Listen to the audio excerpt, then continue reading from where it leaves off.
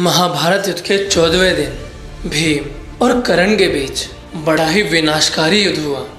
दोनों ही योद्धाओं ने ये युद्ध एक दूसरे को मारने के लिए नहीं, केवल एक दूसरे को परास्त करने के लिए ही लड़ा था।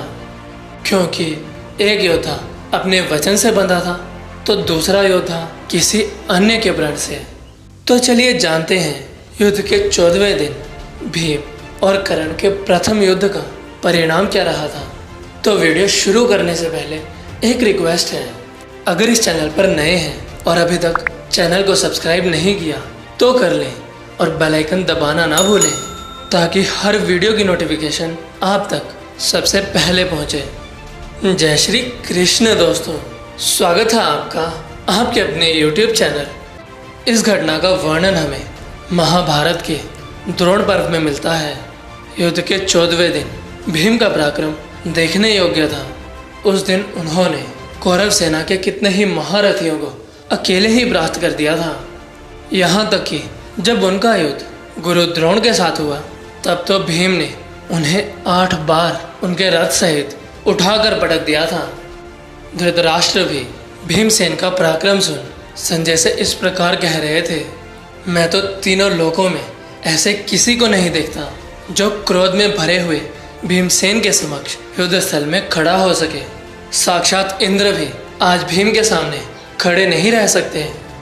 आज मुझे जैसा भय भीमसेन से लग रहा है उतना भय तो मुझे अर्जुन, श्री कृष्ण और सात्यकी से भी नहीं लगता।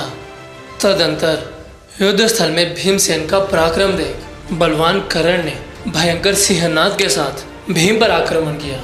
उस समय कर्ण ने अपने धनुष को खींचते हुए भीम का मार्ग उसी प्रकार रोक दिया जैसे वृक्ष वायु का मार्ग रोक लेते हैं। तब भीमसेन भी कर्ण को सामने देख कुपित हो उठे और तुरंत ही उन पर बलपूर्वक बाण छोड़ने लगे। कर्ण ने भी उन बाणों को ग्रहण करते हुए उनके विपरीत बहुत से बाण चलाए। उस समय उन दोनों का घोर संग्राम देख रथियों और घुड़सवारों के शरीर थर थर कांपने लगे। तदंतर युद्ध के लिए शीघ्रता करते हुए कर्ण ने 20 बाणों से भीमसेन को गहरी चोट पहुंचाई और तुरंत ही उनके शरीर को 5 बाणों से बींध डाला। तब महायशस्वी भीमसेन ने भी 64 बाणों द्वारा कर्ण पर प्रहार किया। तब महाधनुर्धर कर्ण ने 4 बाण चलाए, परंतु भीमसेन ने अपने हाथों की फुर्ती दिखाते हुए झुकी हुई गांठ वाले अनेक बाणों द्वारा अपने पास आने से पहले ही उन बाणों को नष्ट कर दिया। तदंतर कर्ण ने अनेकों बार बाणों की वर्षा करके भीमसेन को आच्छादित कर दिया। तब भीमसेन ने क्रोधवश कर्ण के धनुष को मुट्ठी पकड़ने की जगह से काट दिया और झुकी हुई गांठ वाले बहुत से बाणों द्वारा उसे घायल कर दिया। तत्पश्चात कर्ण ने दूसरा धनुष लेकर उस पर प्रत्यंशा चढ़ाई और समर भूमि में भीम को घायल कर दिया। तब भीमसेन को बड़ा क्रोध हुआ और उन्होंने वेगपूर्वक कर्ण की छाती पर झुकी हुई गांठ वाले 3 बाण धसा दिए। उन उत्तम बाणों से बींधे हुए कर्ण की छाती से बहुत सा रक्त निकलने लगा। उस गहरे प्रहार से पीड़ित हो कर्ण कुछ विचलित हो उठे और उन्होंने धनुष को कान तक खींचकर अनेक बाणों द्वारा भीमसेन को घायल कर दिया और पुनः सैकड़ों और हजारों बाणों की वर्षा कर दी। तत्पश्चात कर्ण के बाणों से पीड़ित हो भीमसेन ने एक शुरभ द्वारा उसके धनुष की प्रत्यंशा काट दी। साथ ही उसके सारथी को एक भल्ले से मारकर रथ की बैठक से नीचे गिरा दिया और साथ ही साथ उनके 4 घोड़ों के भी प्राण ले लिए। उस समय कर्ण भय के मारे अश्वहीन रथ से कूदकर तुरंत ही वृषसेन के रथ पर जा बैठे। इस प्रकार बलवान एवं प्रतापी भीमसेन ने रणभूमि में कर्ण को पराजित करके मेघ गर्जना के समान गंभीर स्वर में सिंहनाद किया। परंतु युद्ध वहीं समाप्त नहीं हुआ। उसके काफी समय बाद जब भीम ने कौरव सेना का संहार कर वहां जाने की इच्छा की जहां वीर श्री कृष्ण और अर्जुन विराजमान थे, तभी वहां कर्ण ने पुनः लौटकर भीमसेन पर आक्रमण करके उन्हें युद्ध के लिए ललकारा। वे बोले, भीमसेन, तुम्हारे शत्रुओं ने तो स्वप्न में भी नहीं सोचा था कि तुम युद्ध में पीठ दिखाओगे। तुम्हारा ये कार्य कुंती के पुत्र योग्य नहीं है, अतः मेरे सम्मुख रहकर बाणों की वर्षा करो। तब भीमसेन उस रण क्षेत्र में कर्ण की ललकार को सहन न कर सके और उन्होंने अर्धमंडल गति से घूमकर कर्ण के साथ युद्ध आरंभ कर दिया और उन्हें बाणों से क्षत विक्षत करने लगे।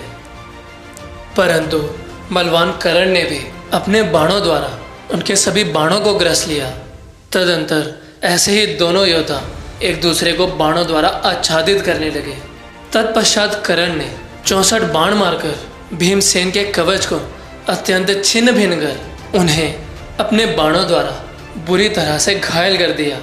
परंतु भीमसेन भी कर्ण के बाणों की बिल्कुल भी परवाह ना करते हुए उनके समीप जा पहुंचे और अच्छी तरह से तेज किए हुए 32 तीखे बाणों द्वारा कर्ण को घायल कर उन्हें भारी चोट पहुंचाई।